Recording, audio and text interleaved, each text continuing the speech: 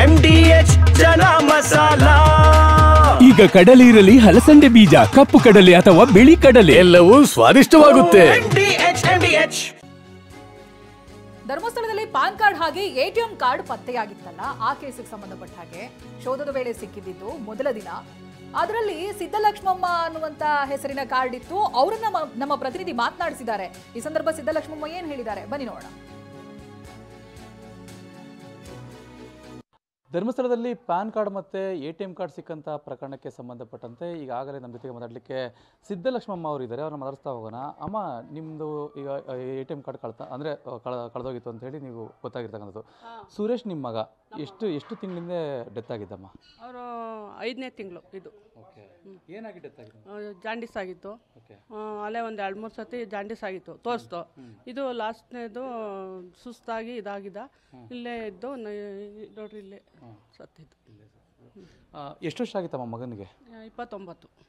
ಮದುವೆ ಆಗಿರಲಿಲ್ಲ? ಇಲ್ಲ, ಮದುವೆ ಮಾಡೋಕ್ಕೆ ದುಡಿಮೆ ಮಾಡ್ಕೊಂಬ, ಲೆಕ್ಕ ಕೊಡು, ಆಮೇಲೆ ಮದುವೆ ಮಾಡ್ತೀನಿ ಹಿಂದೆ. ನಾನು ಈ ಮನೆ ತಗೊಂಡಿದ್ದೀನಿ, ನಾನು ಕಷ್ಟದಲ್ಲಿದ್ದೀನಿ ಅಂತ ಅಂದೆ. ನೀವೇನು ಕೆಲಸ ಮಾಡಿದ್ರಿ? ನಾವು ಬಿಸ್ನೆಸ್, ವ್ಯಾಪಾರ, ತರಕಾರಿ ಅಂಗಡಿ. ಅಮ್ಮ, ನಿಮ್ಮದು ATM ಕಾರ್ಡು ಮತ್ತು ಆಧಾರ್ ಕಾರ್ಡ್ ಅಂದರೆ ಪ್ಯಾನ್ ಕಾರ್ಡಲ್ಲಿ ಸಿಕ್ಕಿರ್ತಕ್ಕಂಥದ್ದು ನಿಮ್ಮ ಮಗಂದು. ನೀವೇನಾದ್ರು ಕಳ್ಕೊಂಡಿದ್ರೆ ಇಲ್ಲ ಅದನ್ನು ನಿಮ್ಮ ಮಗನೇ ಬಳಸ್ತಿದ್ದ? ಹೆಂಗೆ ಅವನು ನಮಗೇನು ಸಂಪಾದನೆ ಏನು ಕೊಡ್ತಿರ್ಲಿಲ್ವಲ್ಲ, ಅದಕ್ಕೆ ಹೋಗಿ ದುಡ್ಕೊಂಬ ಅಂತೇಳಿ ಅವ್ನದೇನೈತಲ್ಲ ನಾನು ಆಚೆ ಕೊಟ್ಟೆ. ಆಮೇಲೆ ಈ ATM ಕಾರ್ಡ್ ನಾವು ತೆಗಿಯೋಕ್ಕೆ ಬರ್ತಿರ್ಲಿಲ್ಲ, ಅವನೇ ಯೂಸ್ ಮಾಡ್ತಿದ್ದ ಅಷ್ಟೇ ಸರ್. ನಿನ್ನೆ ಪೊಲೀಸ್ನವ್ರು ಕೂಡ ನಿಮ್ಮ ಮನೆಗೆ ಬಂದಿದ್ರು. ಏನು ಹೇಳಿದ್ರು, ಏನು ವಿಚಾರ ನಿಮ್ಗೆ ಗೊತ್ತಾಯಿತು? ನಾನು ಇರಲಿಲ್ಲ, ಟ್ರಿಪ್ ಹೋಗಿದ್ದೆ. ಬಂದು ಫೋಟೋ ತಗೊಂಡು ನಮ್ಮ ಮಗನ ಫೋಟೋ ತಗೊಂಡು ಹೋದ್ರು. ತಿರ್ಗಿ ಆಮೇಲೆ ಮತ್ತೆ ರಾತ್ರಿ ನಾವು ಬಂದಮೇಲೆ ಮನೆಗೆ ಬಂದು ನನ್ನ ಫೋಟೋ ತಗೊಂಡು ಹೋದ್ರು. ಅಷ್ಟೇ ಕೇಳಿದ್ರು, ವಿಚಾರಣೆ ಮಾಡಿದ್ರು. ಇಲ್ಲ ಸರ್, ಎಲ್ಲ ನಿಮಗೆ ಗೊತ್ತಿದ್ದು, ಇಲ್ಲೇ ನಿಮಗೆ ಓಡಾಡ್ತಿರಲ್ಲ, ಇಲ್ಲೇ ಇದಾಗಿದ್ದು. ಧರ್ಮಸ್ಥಳಕ್ಕೆ ಏನಾದರೂ ಹೋಗಿರೋ ನಿಮ್ಮ ಮಗ? ಮುಂಚೆಗೆ ಹೋಗಿದ್ದ, ಅವಾಗ ಹೋಗ್ತಾ ಇದ್ದ, ಬರ್ತಾ ಇದ್ದ. ಆ ಮನೆಗೆ ನಾವು ಹಳೆ ಮನೆಗಿದ್ದು, ದೊಡ್ಡಬಳ್ಳಾಪುರ ರೋಡು, ಅಲ್ಲಿ ಹಳೆ ಮನೆಗಿದ್ದಾಗ ಹೋಗ್ತಿದ್ದ. ಈ ಮನೆಗೆ ಬಂದಮೇಲೆ ಒಂದ್ಸತಿ ಹೋಗೋಣ. ಪರ್ಸ್ ಕಳ್ಕೊಂಡಿದ್ದ ವಿಚಾರ ಏನಾದರೂ ನಿಮ್ಮ ಹತ್ರ ಹೇಳ್ಕೊಂಡಿದ್ರೆ ಹೆಂಗೆ? ಇಲ್ಲ ಸರ್, ಅದು ಗೊತ್ತಿಲ್ಲ ನನಗೆ. ಮಾತಾಡ್ತಿರ್ಲಿಲ್ಲ ಅವನು. ನಾನು ಜಗಳ ಮಾಡ್ಕೊಂಡು ಹಿಂಗೆಲ್ಲ ದುಡಿಮೆ ಮಾಡಿ ನಮಗೆಲ್ಲ ಹಿಂಗೆ ನೋವು ಕೊಟ್ಟಿದ್ಯಾ, ನಮ್ಗೆ ಯಾವುದೂ ಇಲ್ಲ, ನೀನು ದುಡ್ಕೊಂಬ, ಆಮೇಲೆ ಮದುವೆ ಮಾಡ್ತೀನಿ.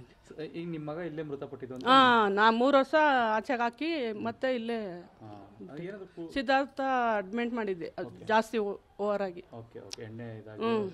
ಡ್ರಿಂಕ್ಸ್ ಜಾಸ್ತಿ ಮಾಡೋನು, ಜಾಂಡೀಸ್ ಜಾಸ್ತಿ ಆಗಿತ್ತು.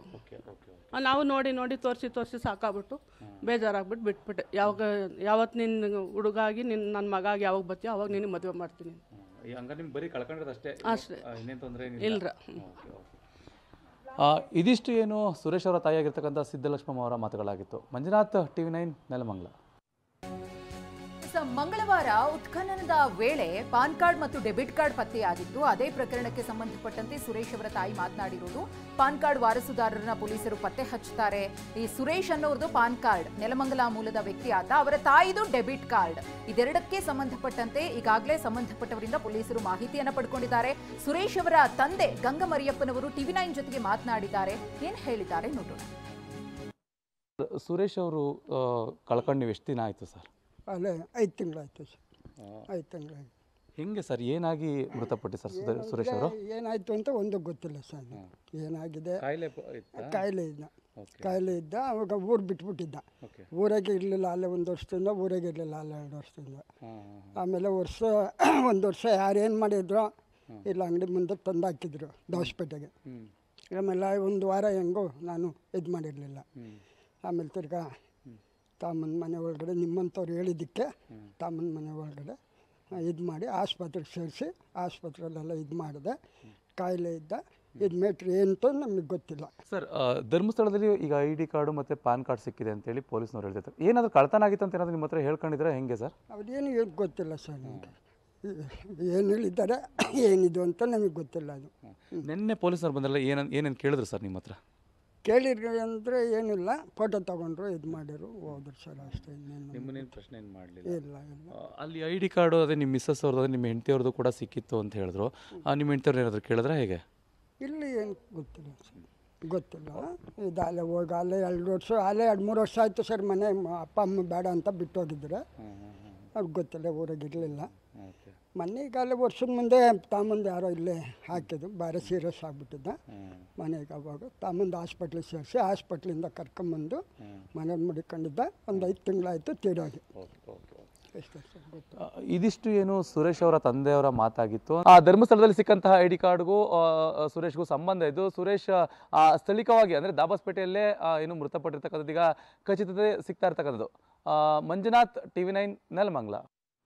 ಇವತ್ತು ಬಂಗ್ಲಗುಡ್ಡದಲ್ಲಿ 4ನೇ ದಿನ ಶೋಧ ಕಾರ್ಯ ಆರಂಭ ಆಗಿದೆ, ಇದಾಗಲೇ ನಡೀತಾ ಇದೆ. ಡಾಕ್ಟರ್ ಚಂದ್ರಕಾಂತ್ ನಮ್ಮ ಜೊತೆಗಿದ್ದಾರೆ. FSL ಟೀಮ್ಗೆ ಇದು ದೊಡ್ಡ ಮಟ್ಟಿಗೆ ಚಾಲೆಂಜ್ ಆಗ್ಬೋದಾ ಡಾಕ್ಟರ್? ಬಹಳ ವರ್ಷಗಳ ಹಿಂದಿನ ಕೇಸು, ನೀವು ಆವಾಗಲೇ ಕಾಸ್ ಆಫ್ ಡೆತ್ ಯಾವ ರೀತಿಯಾಗಿ ಅನಲೈಸ್ ಮಾಡ್ತಾರೆ ಅನ್ನೋದನ್ನ ವಿವರವಾಗಿ ಹೇಳ್ತಾ ಇದ್ರಿ ನಮಗೆ. ಇನ್ನು ಪೋಸ್ಟ್ ಮಾರ್ಟಮ್ ಬಗ್ಗೆನೂ ಕೂಡ ನಾನು ಕೇಳ್ತಾ ಇದ್ದೆ. ಪೋಸ್ಟ್ ಮಾರ್ಟಮ್ ಆಗಿರೋದು ಗೊತ್ತಾಗಬೇಕಾದ್ರೆ ತಲೆಬುರುಡೆಯಿಂದ ಮಾತ್ರ ಸಾಧ್ಯನಾ, ಅಥವಾ any part of the body identify ಮಾಡೋದಕ್ಕೆ ಸಾಧ್ಯ ಇದೆಯಾ ಡಾಕ್ಟರ್? ಒಂದು ಅದೇ ನಾನು ಆಗಲೇ ಹೇಳ್ದಾಗೆ ಈ ತಲೆ ಬುರುಡೆ ನಾವು ಓಪನ್ ಮಾಡೋದಕ್ಕೆ ಒಂದು ವಿಧಾನ ಇರುತ್ತೆ, ಆಗಲೇ ನಾನು ತೋರಿಸ್ಕೊಟ್ಟೆ.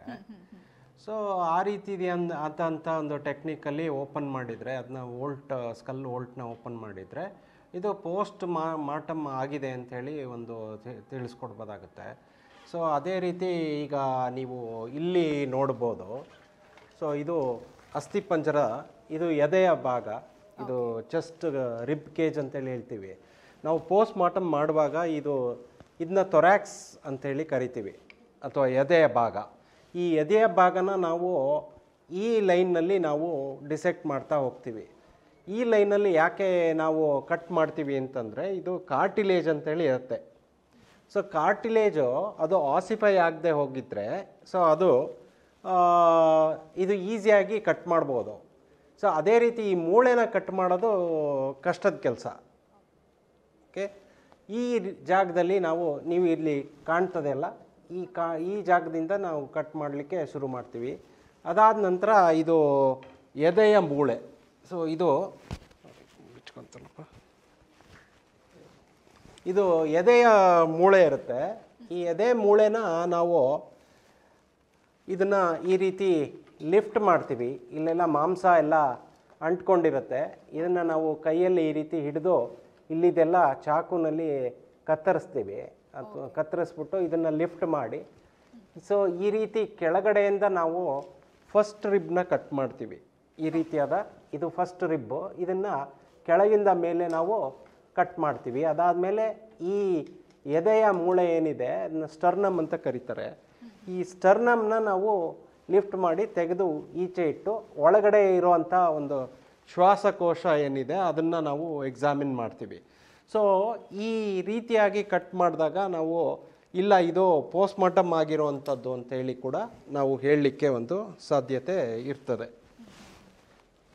ಡಾಕ್ಟರ್, ಈಗ ತಾವು ಆಗ್ಲೇ ಎಕ್ಸ್ಪ್ಲೇನ್ ಮಾಡ್ತಾ ಇದ್ರಿ, ಈ ಬ್ಲಡ್ ಏನಾದ್ರೂ ಅಲ್ಲಿ ಅಂಟ್ಕೊಂಡಿದ್ರೆ, ಅಂದ್ರೆ ಬಲವಾದ ಪೆಟ್ಟೇನಾದ್ರೂ ತಲೆಗೆ ಅಥವಾ ದೇಹದ ಭಾಗಕ್ಕೆ ಬಿದ್ದು ಬ್ಲಡ್ ಏನಾದ್ರೂ ಅಂಟ್ಕೊಂಡಿದ್ರೆ ಅದರಿಂದಲೂ ಕೂಡ ಒಂದಷ್ಟು ಸಾಕ್ಷ್ಯಗಳನ್ನ ಅಥವಾ ಅದನ್ನ ಪರೀಕ್ಷೆ ಮಾಡೋ ಮುಖ್ಯವಾಗಿ ಒಂದಷ್ಟು ಮಾಹಿತಿಗಳನ್ನ ಕಲೆ ಹಾಕಬಹುದು ಅಂತ ಹೇಳ್ತಾ ಇದ್ರಿ. ಈಗ ಮೂಳೆಗೆ ಆ ಬ್ಲಡ್ ಅಂಟ್ಕೊಂಡಂತಹ ಸಂದರ್ಭದಲ್ಲಿ ಅದು ಎಷ್ಟು ದಿನಗಳ ಕಾಲ ಆ ಮೂಳೆಯಲ್ಲಿ ಇರುತ್ತೆ ಅಂತ ಹೇಳಿ ಡಾಕ್ಟರ್? ಇದು ಈ ಪ್ರಕರಣ ಒಂದು 15-20 ವರ್ಷಗಳದ್ದು ಹಳೆಯದಾಗಿರೋದ್ರಿಂದ ಈ ಒಂದು ವಿಚಾರದಲ್ಲೂ ಕೂಡ ಕುತೂಹಲ ಇರುತ್ತೆ. ತಾವು ಹೇಳಿದ ಮೇಲೆ ಆ ಬ್ಲಡ್ನ ವಿಚಾರವಾಗಿ it is just A possibility ನಾನು ಹೇಳ್ತಾ ಇರೋದು.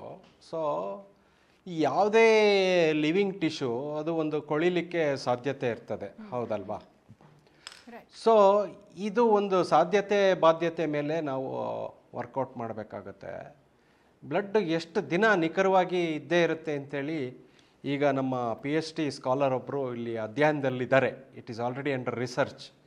ಈಗ ಬ್ಲಡ್ನ ನಾವು ಭೂಮಿನಲ್ಲಿ ಹಾಕಿದ್ರೆ ಅಥವಾ ಗಾಳಿನಲ್ಲಿಟ್ಟರೆ, ನೀರಲ್ಲಿ ಹಾಕಿದ್ರೆ ಯಾವ ರೀತಿಯಾದಂಥ ಒಂದು ಸಂದರ್ಭ ಬರ್ತದೆ, ಅದು ಬ್ಲಡ್ ಹಾಗೇ ಇರ್ತದ ಅಥವಾ ಕೊಳೆಯತ್ತಾ ಅನ್ನೋದ್ರ ಬಗ್ಗೆ ಒಂದು ರಿಸರ್ಚ್ ಅಥವಾ ಅಧ್ಯಯನ ನಮ್ಮ PhD ಸ್ಕಾಲರ್ ಇಲ್ಲಿ ನಮ್ಮ ಸಂಸ್ಥೆಯಲ್ಲಿ ಮಾಡ್ತಾ ಇದ್ದಾರೆ. ಸೊ ಅದನ್ನು ನಾವು ಕಾದಿ ನೋಡಬೇಕಾಗ್ತದೆ. ಅದನ್ನು ನಾವು ಇನ್ನೂ ಅದರಿಂದ ಕಲಿಯೋದು ತುಂಬ ಇದೆ ಅಂತೇಳಿ ನಾನು ಹೇಳಲಿಕ್ಕೆ ಇಷ್ಟಪಡ್ತೇನೆ. ರೈಟ್ ಡಾಕ್ಟರ್ ಚಂದ್ರಕಾಂತ್ ಅವರೇ, ಬಹಳಷ್ಟು ಚೆನ್ನಾಗಿ ವಿವರಣೆಯನ್ನು ಕೊಡ್ತಾ ಇದ್ರಿ. ಹಾಗೆ ಲೈನಲ್ಲಿರಿ, ಮತ್ತೆ ನಿಮ್ಮನ್ನ ಸಂಪರ್ಕ ಮಾಡ್ತೀವಿ.